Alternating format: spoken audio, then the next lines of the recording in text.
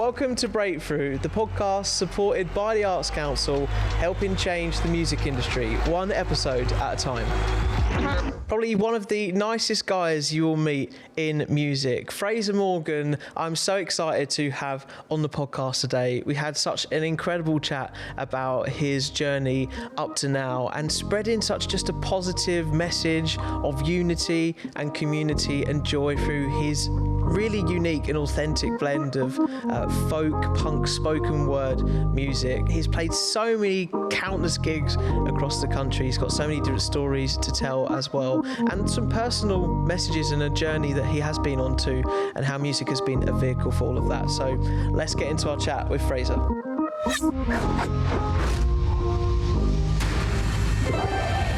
Fraser Morgan, welcome to Breakthrough. How you doing? You keeping well? I am good. I am fantastic. How are you? I'm well, thanks very much. Yeah. Good. How's your year been so far? Yeah. It's been absolutely amazing. Yeah. I have thoroughly enjoyed it and I've learned a lot. And I've just, I made a conscious effort for this year because the end of last year, I did a lot and then I got burnt out and I was like, my plan for this year is just to enjoy myself. Mm-hmm. Mm-hmm. I've really enjoyed myself. Yeah, good. That's what we like to hear. And artists go on that journey, as I'm sure we'll come on to in this. And of course, our podcast, as you know, is called Breakthrough. Yeah. We always start with this first question. Okay. And it's not, when I ask an artist this, it's not necessarily like, oh my God, like this huge thing has happened maybe to what other people might consider a breakthrough. Yeah. What do you think, maybe personally or to anyone listening, has been your breakthrough in your career up to now? I think my biggest breakthrough moment has been the day when I shifted my perspective, and instead of trying to make a living in music and putting all the pressure on myself, I made a conscious effort to decide to enjoy the life that I live. That was my biggest breakthrough moment, because ever since then, I've been incredibly happy and things have fallen into place for me naturally. And so there was no pressure on myself. So like, even though I've had external things happen, the internal, that was where the breakthrough moment happened for me, was internally, it was in my mind when I readjusted my perspective and stuff and was like, I'm not going to burn myself out anymore consciously or think about things or putting all this pressure on myself. I'm just going to enjoy the life that I live. And that is literally it. I don't focus on numbers or stats. I don't write songs or do things in the mind of hoping people like it. And that sounds like a fake answer, because if I heard someone say it on a podcast, I'd be like, shut up, you fake bitch. And that's the end of the episode. And that's that. Thanks for having us. But literally, and I was just like, once I focused on that, and I was like, the whole point of life is to enjoy it. If I'm stressing myself out, I'm not enjoying it. And when I was 15, 16 playing guitar and gigs, I was just doing it because I loved it. And that boy is still inside of me. So once I did that, everything changed for me. And that's, I honestly, like, again, might be a little cliche that we ask the what's your breakthrough, the name of the podcast when we start. But actually, I've enjoyed asking every artist that question, because every single artist has given a completely different answer, including yourself. Have there been some better ones, is there? No. Oh, yeah. No, I loved it. And like, again, that taps into what, you know, you're cherishing most right now and what you're doing with your music. And you sort of touched on there when you were 15, 16, when you really sort of decided to like bed down and start playing and maybe taking this more seriously. Is that the moment where you decided music was the right path for you, or has it come a bit later on? Age-wise? Yeah, or just generally in your life? I'll tell you what, so 15, 16 is when I started to play the guitar. But prior to that, I always used to write poems. I just like rhyming. And so, I remember the first poem I wrote was basically, as an adult, I can look at it now and be like, I wrote a battle rap to my mum. And that's not a joke. Did you perform it with your mum? I performed it at her. She sent me to my room. And so I'd written this diss, basically. And I just loved the rhyming. And I remember writing down this piece of yellow card, or green, I don't know, I'm colourblind, so it's one of them, probably grey. And I have this vivid memory of this. And so, but I remember in secondary school, first time I ever sang was primary school. I don't know why. I just signed, my mum was like, why have you signed up for this? I was like, I just did it. And then throughout secondary school, I always liked the idea of performing. I did and that. I always like the idea of being able to like perform to people. And then when I got the guitar, that's when it like made it portable, you know, because then I wanted to do this, but I didn't know how. And so that's when I kind of started to navigate the path of kind of being a performer and an artist and in that type of area, really. But I think the conscious effort or the conscious decision changed when at 16 or 17, I was at sixth form. We both went to. We both went to together. Got the bus in. Paths. Got the bus into sixth form together. Although you didn't serenade people on the bus. No, I did not.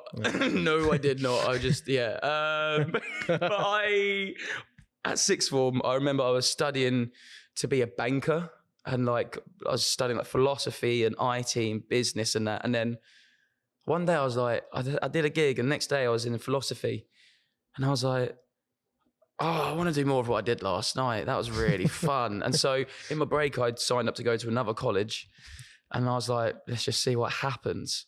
And that was kind of the choice, the conscious choice moment for me when I experienced that feeling, and I was like, more of that, please.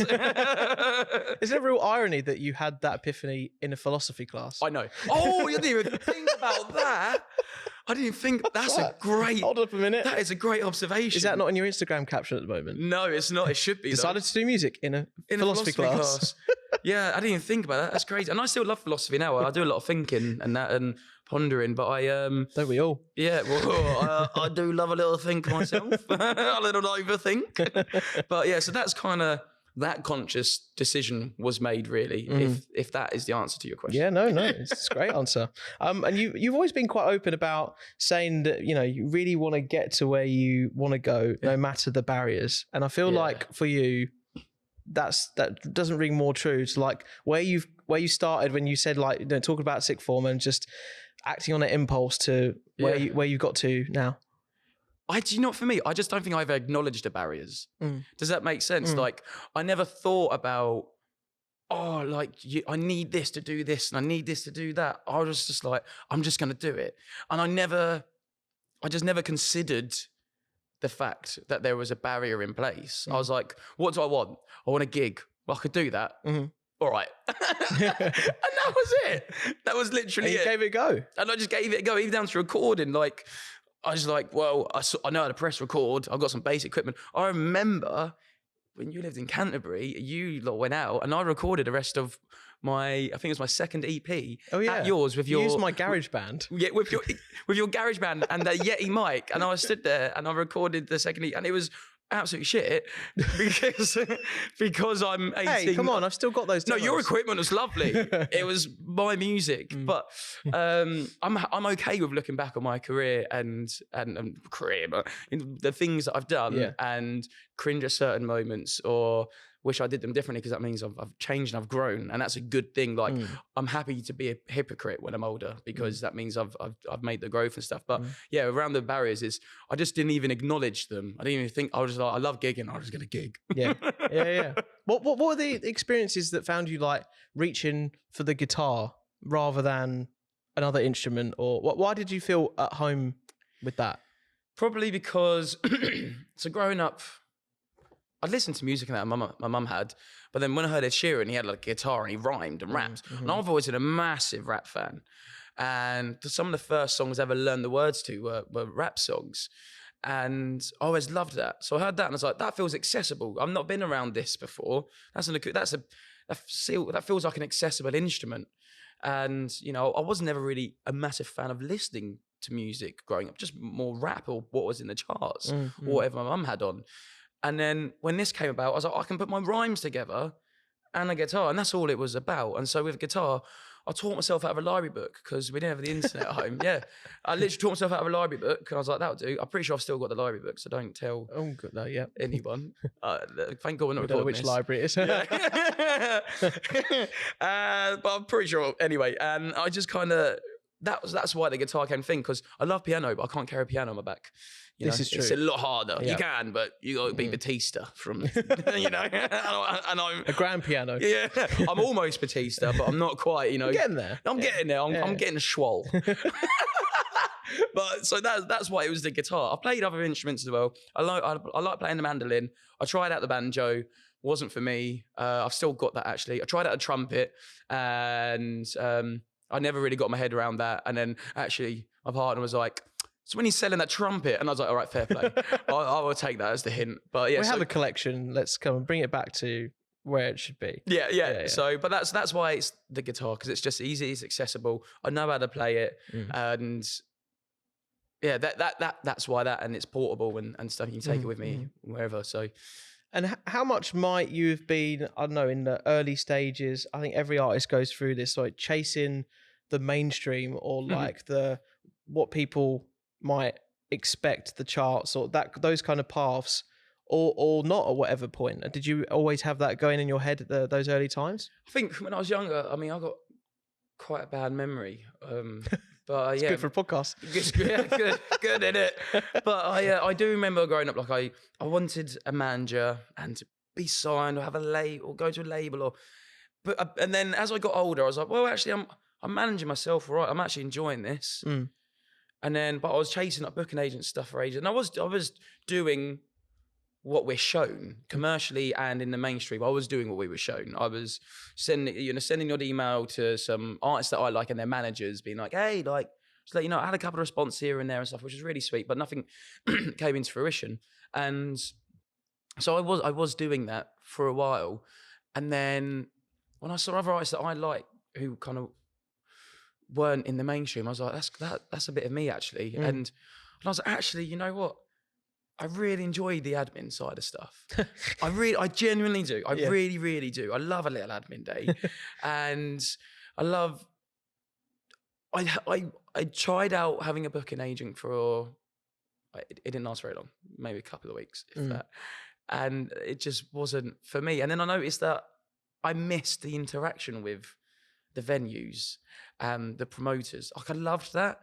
And I didn't like walking into a venue and just not knowing who I was about to talk to and stuff. It made me feel like a bit of a wanker. Like, who do I think I am? Christina Aguilera.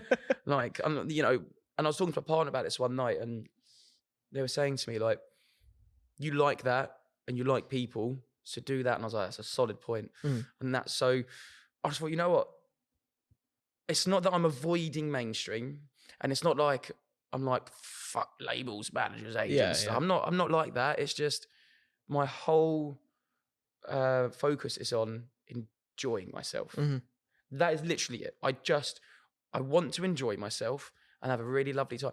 Because the amount of people I see who do have these managers, agents, and labels, and they're not happy. I've seen it more than I've seen them more have all these things who aren't happy than who do have these things and are. And I was like, it sounds like this could be something going on there. And with me, if it ain't broke, don't fix it. Yeah, I'm happy. I'm playing gigs. I like to think I'm connecting with people. That's it. That's what I've wanted for my life. So I'm not going to tamper with it. If someone was to come and have a conversation with me, I'll be up for listening. Of course, I am a silly sausage. I'm not like that, But I'm happy, and that is where my main focus is on. So yes, I did chase that thing, and now I just kind of let those reins go because I don't feel the need to chase that. I'm not really messaging people to like sign me or listen to my music or stuff like that. I might message your band and be like, I absolutely love what you do.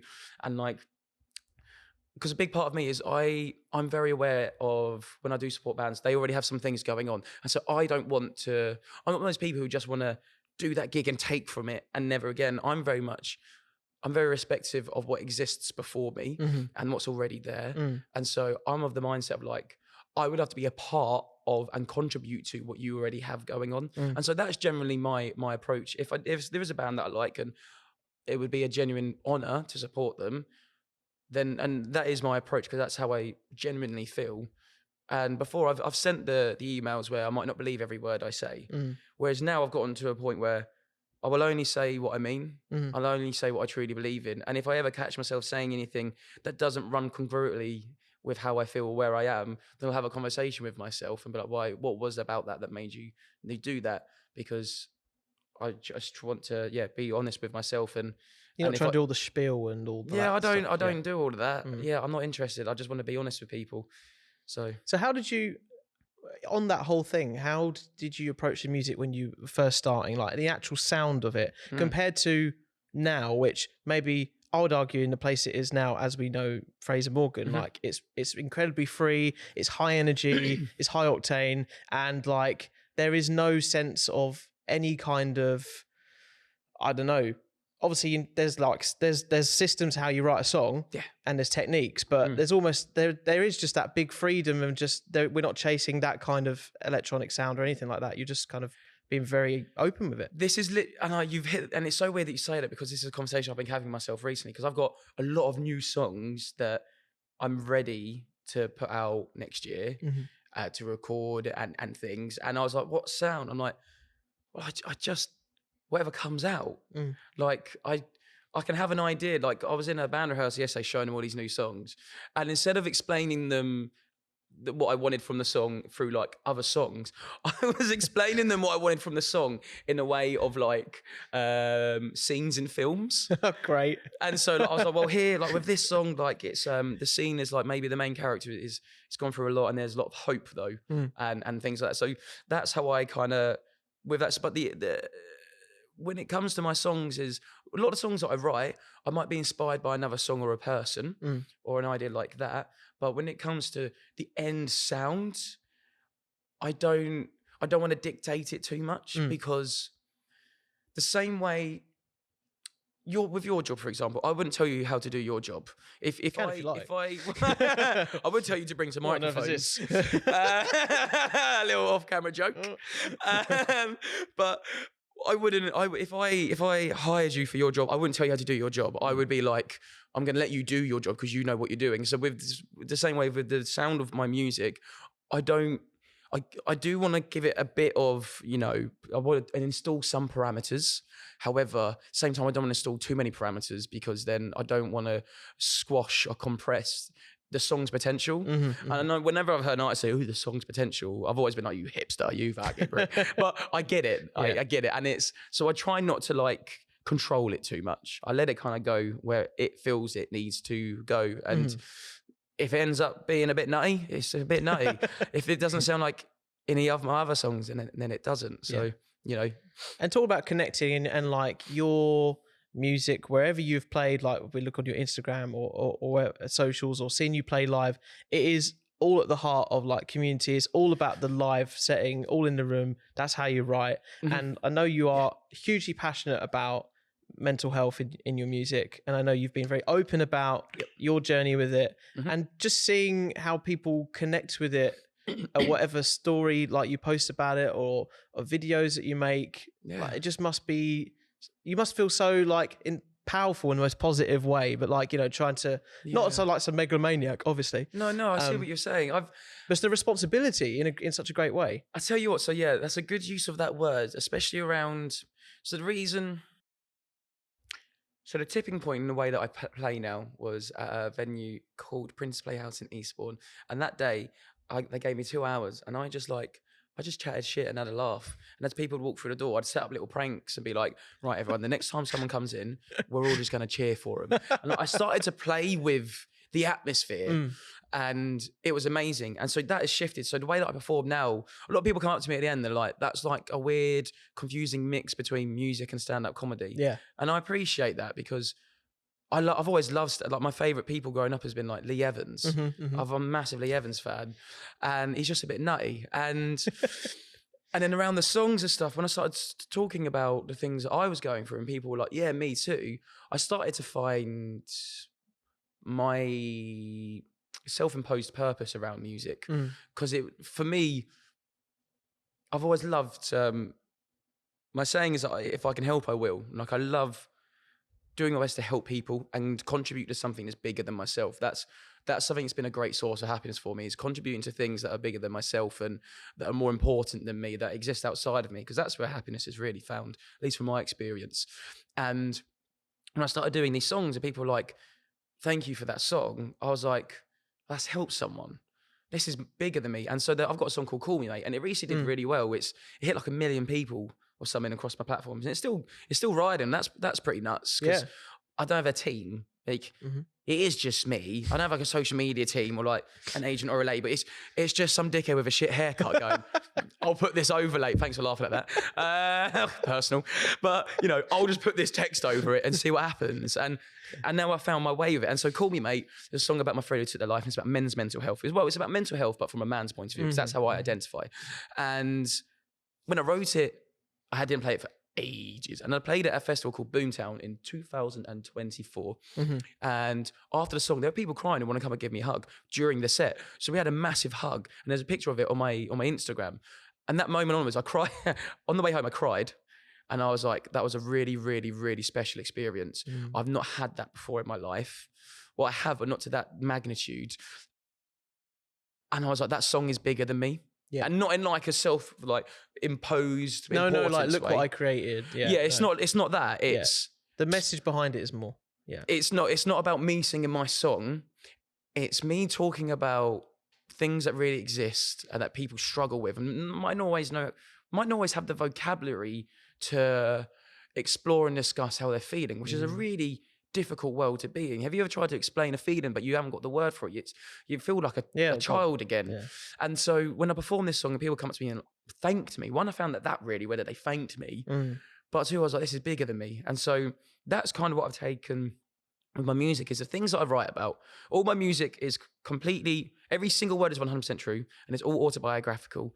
But I know that if I'm experiencing it, someone else will be. And my hope is that it will reach someone who might need to hear it that day, which is what I've seen through the song doing really well online. It's almost, I think it's hit over 1 million people or something. I think I said that.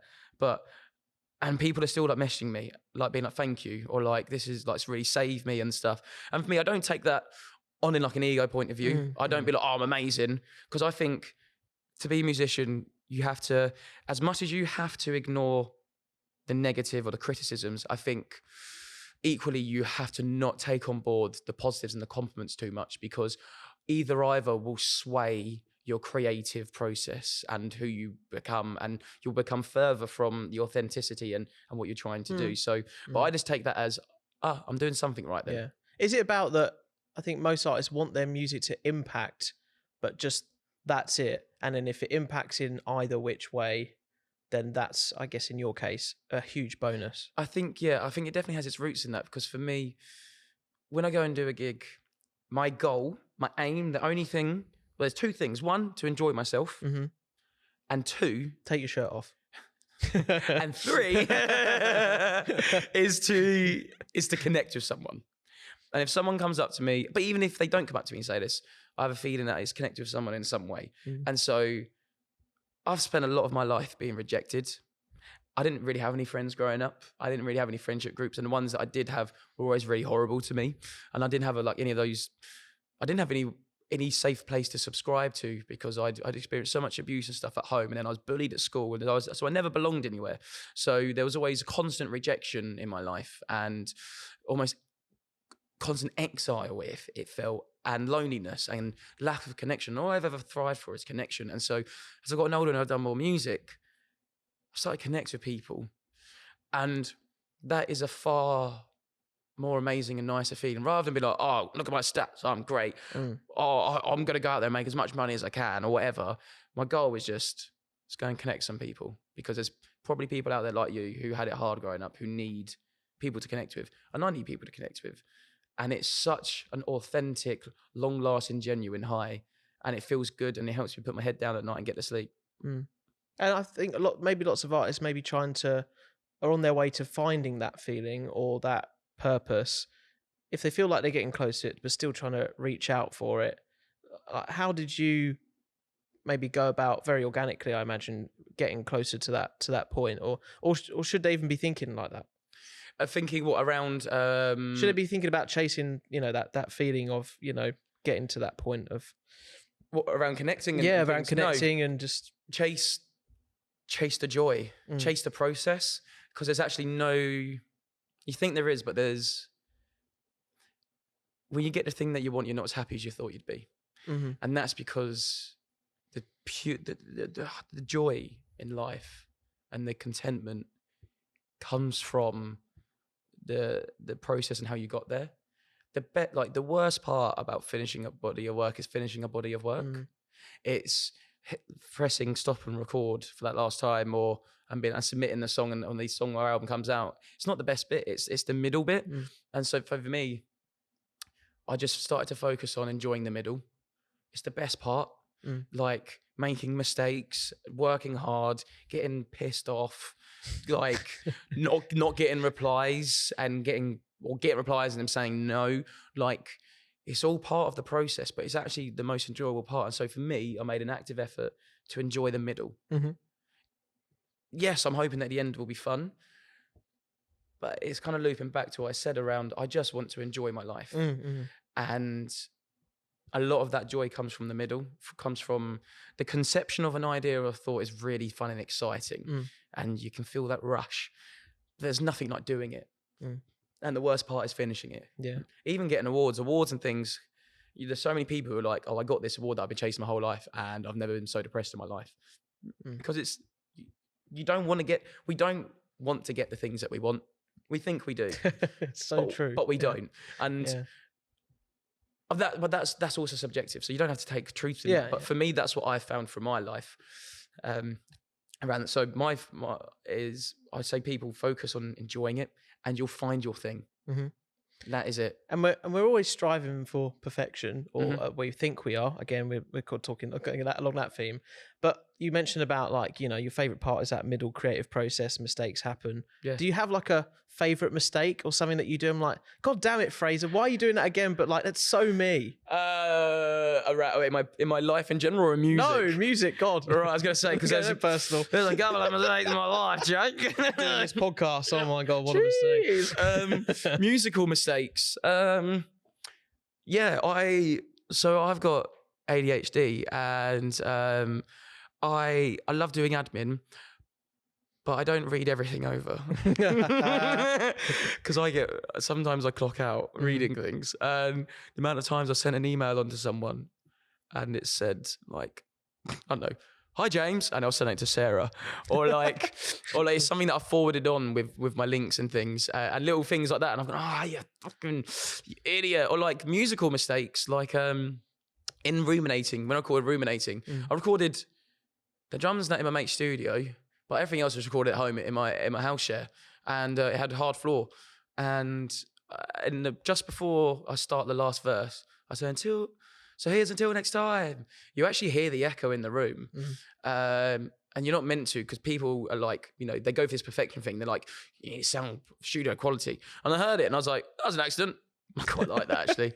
And like, when I got the master back for one brick at a time, there's this weird vocal effect on the ends of this couple of the sentences in the first verses. And I was like, that was an accident. Kind of sounds sick though. I'm not going to tell them, I'll just leave it. But they're the best. They always say that happy accidents, they're like the best things in creative process.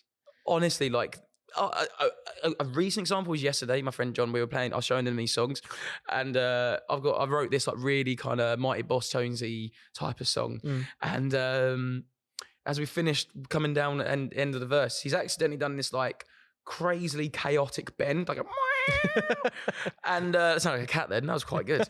And at the end we were like, that was sick. He was like, didn't mean to do that. And I was like, so we had to play it back so we could do it again. But yeah, so he's now got to try and recreate that every time. Yeah, he's got to recreate this accident. It's just a twitch, I'm sorry.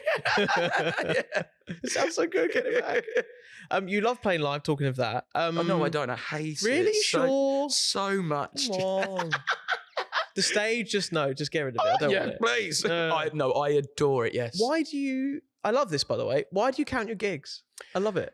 I think I just remember writing them down one day when I was a kid, when I was like 16, 17. I think someone mentioned to me about someone else had counted the gigs or something along those lines. And for a while I was like, this is grand. And do you know what? I love a spreadsheet.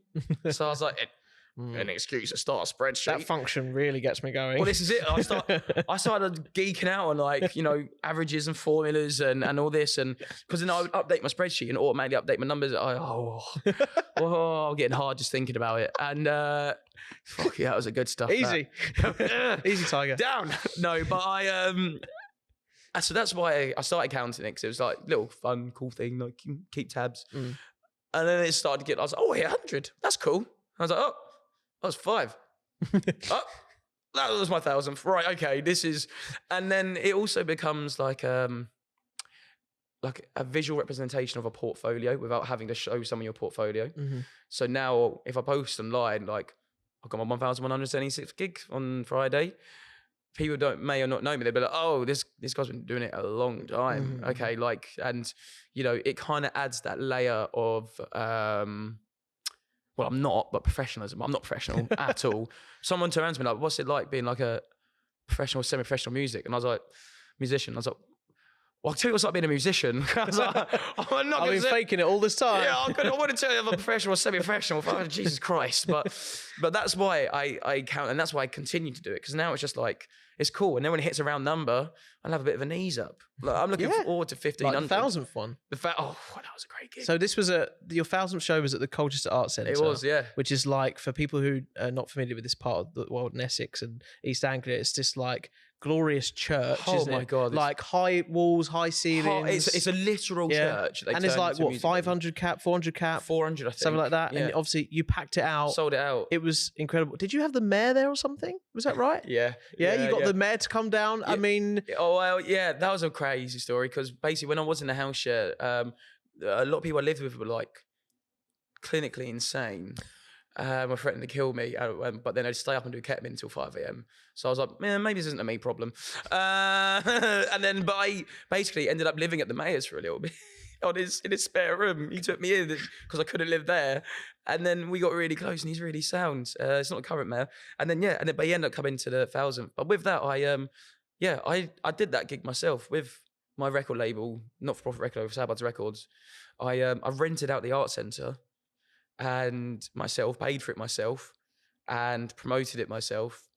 And I paid everyone who was there. Every band got paid. Everyone who worked the stall, worked my merch for me, got paid. Every photographer, videographer, everyone got properly paid, and managed to still donate a couple $100 to charity. And I sold it out. And that was the best night of my life. Like, and I'm releasing it actually on Friday the 13th of November, I think. Unlucky for some. Very excited. No, it's 14th. It's the 14th of November. Thank We had this conversation the other day with someone. Friday 14th of November. And it was just an amazing night. Yeah, that was a good one. But as an artist, with those moments in a career where you feel like you're just constantly thinking about chasing the next thing, perhaps, is it really important to celebrate those milestones? Because you can get so caught up in like, oh God, the next gig's in 2 days' time, and I'm playing at this part of the country. And oh yeah, I had the next gig the next day after my 1,000th gig. I had a gig 1,001 in London supporting this band from Canada, and but yeah, I think it's for both of these things are helpful. I think it is helpful to have the visors on. Sometimes I feel like a horse in the city. And I think actually that's a lyric from a PT song. But he's a great artist. But sometimes I have these visors on and I'm just go. And looking back, I think it's definitely good to have those moments where you have the visors on. I'm just, for myself, I get conscious of burnout. And being neurodivergent and doing this all myself burnout is an ever looming, very real threat. So that I have to maintain and manage and keep a close eye on and listen to my body. But at the same time, yes, I do also think it's important to every now and then, you know, when you're on a long hike, every now and then it's a nice feeling to look back and be like, all right, I've done a good bit there. Oh, that's a good bit of the journey done. You wouldn't do it every 10 steps. I'm not gonna be like, how far have I gone now? Who's following me? Yeah, well, yeah, right. But every now and then, I think it's important. I think both of them have their place, and I think it's about balance and moderation and doing each and implement it in your life in the way that benefits you, because you don't want to constantly have devices on, otherwise you'll burn out and you'll forget to enjoy the things. But at the same time, it's good to look back, but you're missing all those wonderful things in front if you look back too much. And so with me, I can look at my 1,000 gig and be like, the best night of my life, so appreciative. Let's do that again. Yeah. You know, and let's try and recreate that. And like all of these shows have been born out of the incredible love that the Grassroots has paid you back, probably in amples that you probably couldn't even, I don't know, maybe describe or put into words, wherever it has been in Essex, across the country, in Scotland, wherever you've played. but on this podcast, we're very passionate about the grassroots, and we have been with every artist so far. Yeah. What is the reality of the grassroots for you at the moment, right now? And you're seeing it right across the UK because you're traveling, to all these different places. And playing. I am everywhere every weekend, like literally. I think where was I just? Doesn't matter. Yes. In what stance do you, from what perspective do you? So how you find it as an artist? How are you finding the grassroots in terms of feeling that is it still paying you back, or maybe not paying you back, but it still feels as exciting, as vibrant as it did 5 years ago, or maybe when you started out as an artist, in terms of the venues, like the gigs you're playing? So I'll tell you what, it's an interesting one, because for me, like, I'm always just excited to play. So I don't think that's ever gonna go, because I adore even the process of getting in my van, packing my van up, driving to a gig, and doing the gig and stuff. So I don't think, no matter how bad the scene could get, I don't think that will ever go for me. In regards to venues, I mean, obviously we are seeing venues close, which is heartbreaking, and I think that's I'd like to take a stab in the dark and say I think that's a reflection of the current climate. I think people have less expendable income because money is shit, and I'm not really a fan of money, but I have to pay my landlord and landlady and feed my cat. And he would be really pissed off if I didn't feed him. I know. He if I died, he'd happily eat me. He'd happily eat me alive. Especially if it's not Felix. Exactly, right. But I think there's an extraction of money that isn't being reinvested, whether that's from big companies and things, because you see the change in people's income to their outgoings. So I do think people would like to go out and watch more gigs. I just think they're probably only saving it for the bigger gigs. Instead of choosing to go out and have 15 nights out a year at local venues and pay £10 a ticket, they're now choosing to pay 100, 150 quid to go and watch a mainstream artist. Maybe that be their thing. Also, people are probably tired. People are burnt out, man. Yeah. Like, things are getting really tough for people. So people are probably burnt out. They're tired. They don't want to go out as much because of that. And I don't think any of this is a reflection of the music scene, because the music scene hasn't changed. The musicians are still flowing through. The venues are still there. I think the climate around all these things are changing. But for me, people are as passionate. If the ones that I see at gigs are as passionate, if not sometimes more passionate than ever before, about supporting the scene. However, per capita, I think that number of people is declining, potentially. In regards, what I mean by that, is the amount of people attending gigs is declining. However, the ones who do attend gigs are so passionate about live music and gigs. So that's really nice. But yeah, there's multiple avenues to the question around my thoughts and views on the current grassroots scene, because there's so much music coming through and it's absolutely amazing.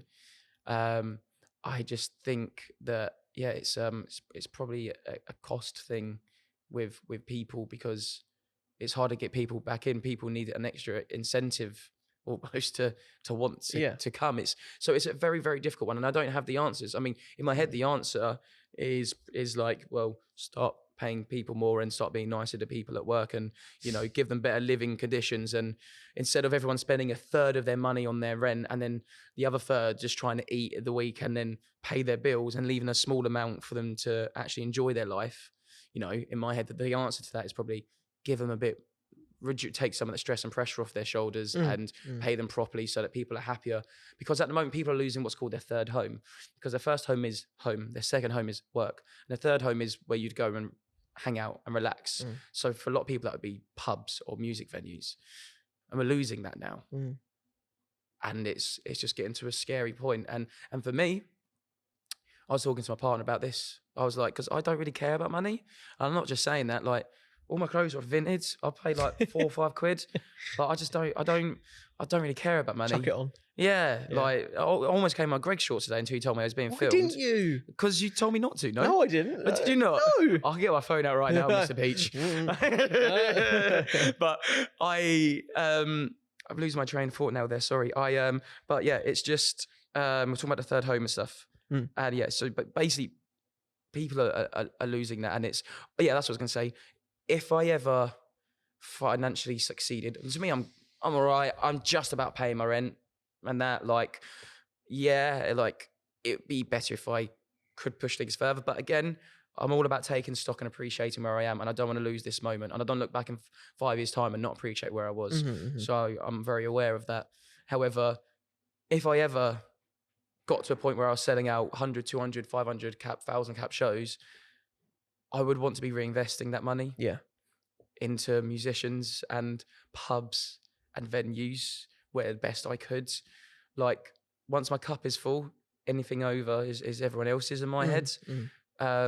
As long as I've got a roof over my head and my cat's fed, I literally, I don't need anything more in my life. You know, I think the only way you'd be able to tell if I made it in music is if I resprayed my van. If I showed up one day and I'm Sharon, my van's got a fresh coat, you'll be like, he's doing well, because I've got everything I want in my life. Turquoise? Red, still red. Red, okay. Or grey to me. Grey. Yeah. Dark grey, I like grey. Because the colourblind thing. Yeah, a little callback on the joke. Just drawing it out. But on this whole debate of, you know, of the grassroots and people like reinvesting back into it, I feel like maybe artists who've got more of a profile at this particular stage of their career, for whatever reason that might be, like, yes, sometimes the criticism is mainly fair on, oh no, they could do more, these artists could do more. But equally, like, artists even at that maybe that stage of their career maybe feel equally as helpless as maybe some other artists in another stage of their own career. And what do you mean by that? As in, like, I know that you met Tom Walker and you played with him and supported him. It was about a year ago or so, roughly now-ish, around that time. It was this year, maybe. This year. I think maybe it was very close to about a year by then. Yeah, so a lot's passed. Yeah, but even for someone like Tom, like, they probably feel like they want to help so much, but there's like a limit to what everyone can do. How much maybe should bigger artists try and help, or are they doing enough in terms of shouting about? It's a group effort. I think everyone has a part to play in this, and yes, I do think it would be a fair observation to say that those who are succeeding and have, I think the word is enough, or like, because for me, I'm always conscious of trying, you know, if I have enough, then that's fine. And so these artists, like, I know you mentioned Roy Lotus there, for example, like these artists who are selling shows and are doing well financially, and they're paying their rent and able to feed their family or their kids and stuff. Sorry, I said Roy Lotus. I think it's Only the Poets. That's yes, it is. Sorry. Oh, with the manager Sam. Yeah, Only the Poets. It is Only the Poets. You're right. Yeah. I love Only the Poets. They're brilliant, and Sam is absolute legend. But yes, it's I think it's a group effort, because there's nothing worse than doing a group project and one person not doing something, because you just feel like you're dragging a boulder behind you. You know, everyone has got to do their part. I feel like doing the £1 ticket thing and getting people into the venue, I think that's amazing. That's spot on. And I also think that other artists who are feeding down and donating money to keep venues alive, I think that's really important as well. But then I also think that, not that people aren't, I'm not saying people aren't doing this, but I think artists do need to continue to push and work hard and try and, you know, work their butts off, because it is a competitive thing. And, you know, it's, you've got to, everyone's got to work hard in this to keep it alive, because once one of those pillars goes, it's what's the point? So it's all good and well, this money being thrown about, but, you know, people, I think, have to still try. I'm not saying people aren't, but I think we need to continue to do so, continue to promote and show our appreciation. And fans and music lovers, I think it's good for us all to have to take a conscious stock of ourselves and see if we have the capacity to that week to go to a gig and things, and to get out of the house, because then also it's a lovely place to be. So I do think it's a group effort made by all, but I think a big weighing on that will be the finances to fund and keep venues such as, you know, Chinnery's alive. As I said, I played here a couple of years ago, and I am Grassroots, and if you start taking, if these things start going, then you're just going to get harder to find artists and artists get out. Like, I've got so much experience under my belt now. I'm on 1,175 gigs, and like, if I lost all these venues, I wouldn't have that experience. I wouldn't be the artist who I am today and stuff. Not saying I'm amazing or anything, because I don't think so, but I've got the experience, and through gigging a lot, I've been able to find my place in the world musically of connecting with people. So with the gigs that you have played in, or maybe probably whole different kind of venues, different grassroots venues, some that are probably like your favorites and that you really cherish, that you go back to, or you know, really look forward to coming back round. Are there anyone that's been like taking you by surprise, maybe just for like, oh my god, I'm playing here, or something happened, or it was a really nice moment? Yeah, I mean, yeah, a lot. I mean, I think the biggest, quote unquote biggest, we'll say, in terms of what people would perceive as like a mainstream big moment, was the Latitude thing coming through for me. That was nuts. And there's a video of me crying on the internet when I get told about it. So that blew my mind, and being a part of that was amazing. But like, where I drive around the country and play all these places, like the scene in the north is amazing. The music lovers out there, I adore them. I appreciate them so much. I'm so excited to go back there. And random little pubs like the Chester Tavern in Kidderminster, it's a random little gaff. And it's one of my favourite places to play, because the people there are legends, and like the people are fantastic. But then you go to,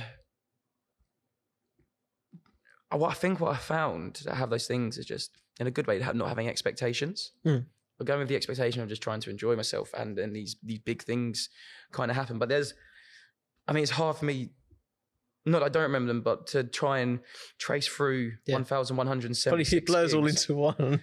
it does when I try and look back in my head. But if I went through my list, because all my gigs are on my website, I could tell you what happened at each gig probably. Wow. Easily. I could probably tell you about the day. Yeah. I really probably could. But right now, thinking about it, I'm not. But yeah, do you know what I really want between me and you is that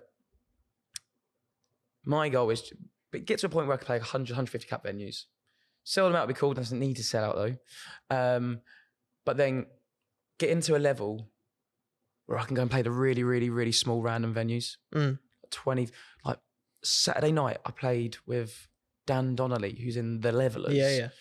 And we played to 30 people in this sold out room. And it was unreal. Everyone was sat down in an armchair. Was it like a brewery or something? Yeah, it was upstairs in a brewery. Because October and half November, I'm just playing breweries, basically. Because I did that on purpose. I wonder why. Well, actually, I've quit drinking more or less as well. Oh, so good. I've quit congrats. smoking, drinking, everything. As soon as I went full time on music, I was like, nothing makes me happier than music. So I quit everything else. Non-alcoholic? There can be nice drinks around, maybe? Yeah, there are a lot of in the great places you're going to be. I mean, I still drink the odd alcoholic drink, but I don't really drink that much anymore, because as soon as I went full time with the music, nothing else is more important to me. I've been working towards this my whole adult life and slightly beyond that. And so when I was presented with that opportunity, I was like, I'm not going to fuck this up. Yeah, I'll have a drink at that here and there, but I'm not really inclined to get fucked up at a gig now, or to get absolutely mangled, drink loads of drinks and go out and party and stay out till 4 a.m. And I'm beyond that now for me personally, because I get my pleasure from playing a banging gig, connecting with people, laying down in my van, turning fairy lights on and playing my Nintendo Switch, and I wake up in the morning fresh face and getting a Greg's. That I can't compare for me. So, but yeah, I think that answered your previous question anyway. Yeah, you did. And when you are, I have to bring it back to the, like, whenever venue you are playing, like I've been lucky enough to see a couple of your shows, and like they have so much energy, and like 9 times out of 10, whether you're on some promenade or you're in a sweaty venue, the shirt is off by like the penultimate song. And it's just like, and the crowd go wild for it, because maybe they're calling for it, expecting it, but then they're also like probably not expecting it at all. It's a little bit of both. Yeah. And when it happens, it's like, oh my God, but that's just like the pure, I guess, living in the moment. How are you fueling for these like shows? Are you having Weetabix or a Fanta or? It's just Greg's. It's just non-stop Greg's. Thank you. No, it's so around the shirt thing. The reason why that happens is, one, I'm a very hairy boy. Mm-hmm. I've got the entire stock of carpet right on my chest. Right? If anyone needs some underlay, I'm your man. You give me any discount? It just easily, happily. I get really, really warm, really hot. Like, I'm surprised I stayed in this for this long. Now I'm thinking about it. It's probably going to come off in a second. It's probably going to come off now, actually. But because now you've made me really hot. Well, no, thinking, you know what I'm trying to say. Yeah, anyway, yeah. I just punched myself in the chin. Clip that. But yeah, so the main reason I get really hot. Second reason is I'm deeply insecure about my body, and I always have been. And I remember being 11 years old in the change rooms with the other lads, and they're all like, I don't know, skinny, or like had their little six packs and that, and their snail trails of hair in their body and stuff. And careful what you wish, folks. No, I got many. Not getting Bigfoot over here. But I'm deeply insecure about my body, and so when it comes to that last song, I'm just making a point to myself of like, who gives a fuck? At the end of the day, it's just a meat shell holding my organs together in its objective, in its scientific form, almost not fully scientific, but it's just holding everything inside together so it doesn't fall out on the floor. All we are is just bags of meat on stilts powered by electricity. Like, don't deep it. Essentially. And so it's a constant reminder to myself. And also I take it off just a bit of chaos. Yeah. I just love installing a bit of chaos into a gig, just taking my shirt off at places where I shouldn't. Places that are deemed socially odd. I wouldn't like play a kids festival and like no, I was get my hairy nipples out. Disclaimer there, right? Yeah. But like at Latitude, you know, it's a very well-behaved mainstream event. It just felt right. I just thought, let's just inject a bit of Fraser Morgan chaos into this.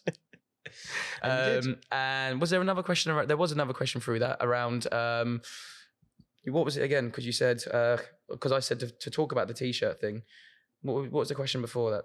Can you remember?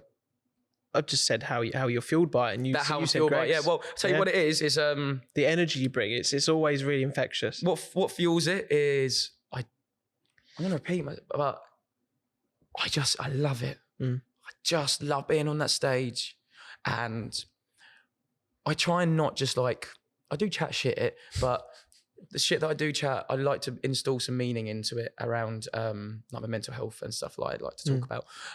But I'm just trying to actually look after my body a lot more now. And like after I finish a gig, I got this like vitamin mixture that I'll take just to replenish myself and keep myself good. But how I fuel myself is, it's a weird word in the music industry, rest. Yeah.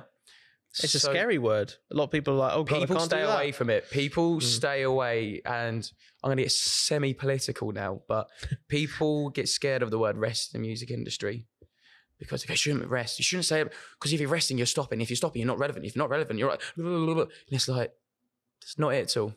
If you're building something that you're proud of and you're connecting people authentically and creating genuine relationships, and you're delivering a genuine, again, authentic message, and you're open about where you are, you need to take a rest, and people will but people will be like, yeah, obviously, you know, we've got artists who are public about needing their rest and stuff, but part of me wonders if they're being pushed too much, which is part of the reason why I enjoy doing things the way I'm doing, because I will gig my tits off Thursday to Sunday. I'll gig my tits off every day of the week I can, but generally it's Thursday to Sunday. I'm traveling around the country, driving, staying in my van, gigging as hard as I can. And then I get back and I make sure that I rest in between gigs, after gigs, and that. And it's working for me, and people appreciate it. The other day on Sunday night, I was like, look, I've been having a really hard time. My RSD and OCD have been playing up. They're fighting with each other. I'm getting a little bit burnt out. You can message me, but I might take a day or two because I just need to stop for a bit and just rest. And so, yeah, that's really important. And I always say to people, enjoy the life that you live. And with me doing it the way I do is, if there is a manager or an agent or a label that comes along and they're interested, I've already got something going on here. And, you know, I want to build a team around me of people who I like and trust, who are on the same wavelength as me and just want to enjoy the life that they live. And once you put in those boundaries, I'm not going to have anyone come in now and work me to the bone where I have to have a 2-year break because I haven't stopped. And maybe not that I do anymore, but like I've had to use alcohol as a way to cope and get through my life and things. And I've just burnt and stuff. So yeah, just making an effort around that. But it's been wide ranging, what with the stuff we've covered, and like it in the most beautiful way.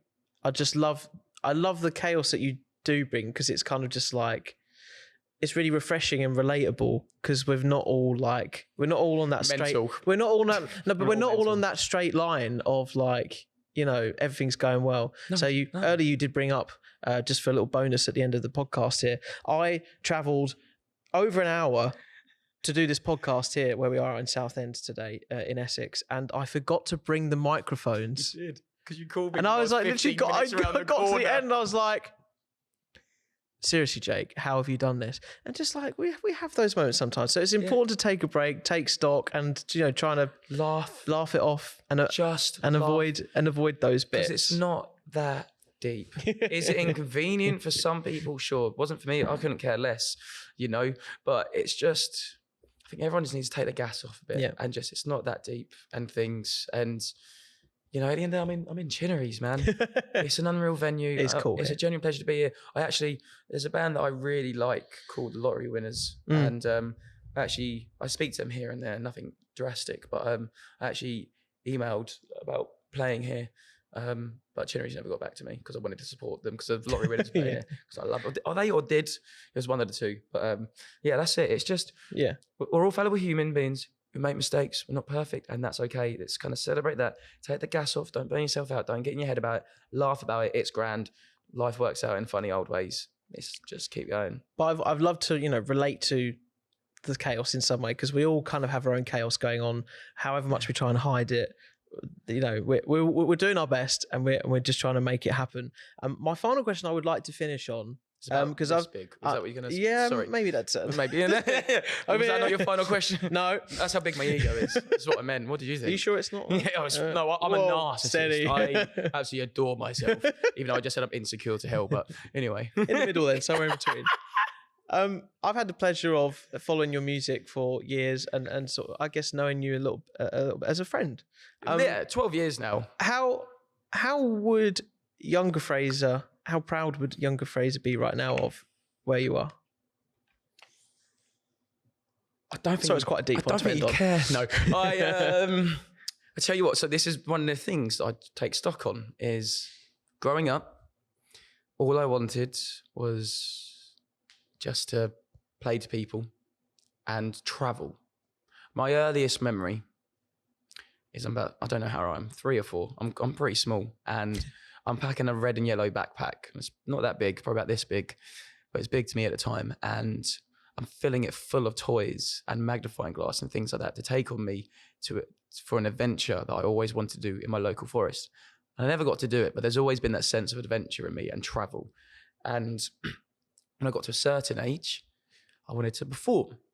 And now I found that really fun. And, you know, I've never created a character on stage. On stage, it's just me on crack. Like, it's still the same person, but you know, it's a bit. I can step into the entertainment shoes slightly more. But when I got to a certain age, I'd found my love for that. And then when I got to a certain age, which is more recent, I found my love for just enjoying the life that I live and connecting with people. And so the fact that I'm traveling and entertaining, if I was to turn around to that kid who was bullied at school and beaten up at home and shit like that, who didn't have any friends and didn't have a place in the world and was constantly faced with rejection and loneliness throughout most of his life, and saw some crazy shit and abuse and that, if I was to turn around to him and be like, look, mate, when you get older, you're going to be driving around the country every weekend and you're going to be talking about some deep stuff and connecting with people, and you still get to feed your cat. And you've got a cat, by the way, now, and you're still playing Nintendo games, and you live and just about pay your rent. It'll be like, so it's all worth it then. I bet it's all worth it, mate. just hold on, just stick it out. He would find so much refuge in that, and knowing that eventually he does kind of get on top of his demons and he goes to therapy and he sorts his head out and he becomes a person that he likes. I don't love myself. I'm not, I don't think I'm great, but I've become a person that I can look back on and be proud of through going to therapy and through thinking and learning and growing and healing and doing the work, which is hard and long and it's a difficult process, but it's all worth it. And so, yeah, to be able to look back and be like, hey, mate, it's all worth it. It's not in vain. You find your place in the world. You find your people. You get to travel. You get to mooch about museums and churches in the daytime before gigs. You get to lay down and play Nintendo games and do all these stuff. I think he'd feel safe. And I think he would feel relieved and hopeful. I can't say if he'd feel proud or not. I think he'd be absolutely ecstatic that he gets to play Nintendo games still. I think he would be gassed about that. He would be so happy about that. And he would be so happy that I still buy Yu-Gi-Oh cards. He would be like, it never goes. I'd be like, mate, it never goes. You've got so many now. That's the thing. We don't change. I'm an 8-year-old me with 28-year-old me money. Not that I have much. I really don't. But it all kind of... But music's been the vehicle for that. Music has definitely helped that, but the biggest thing that's helped that is going to therapy and learning about myself and about the world and listening and not taking things personally and getting out of my own way and realising that the things that happen to me aren't on me, but what is on me, to make sure that I don't recreate that cycle and that to treat people with love and kindness, because the whole point of, I've said lots of times, the theme of this podcast, the whole point of life is to enjoy the life that you live and to be nice to those around you. If you're doing that and paying your rent, you win. As long as you're living the life that you live and you're being nice to people and you get to pay your rent, you're winning. And even if you don't get to pay your rent, you're being nice to people. That's a big win in itself, because that's really hard. Because some people are twats. Some people make it really hard to be nice to them, but you still do it because it feels good. On that note... Sorry, did I turn that into a TED talk? No, there's just a bit at the end. It's maybe true, maybe not. Thank you so much for coming on, Fraser. A genuine really pleasure, great to have you, mate. And thank you to the team. Best. You guys have been amazing. Thank you ever so much. Good luck with the rest of the year. For a couple of months, but to go. 2 Have fun. months. Yeah. I'm going to lay down and play my Switch.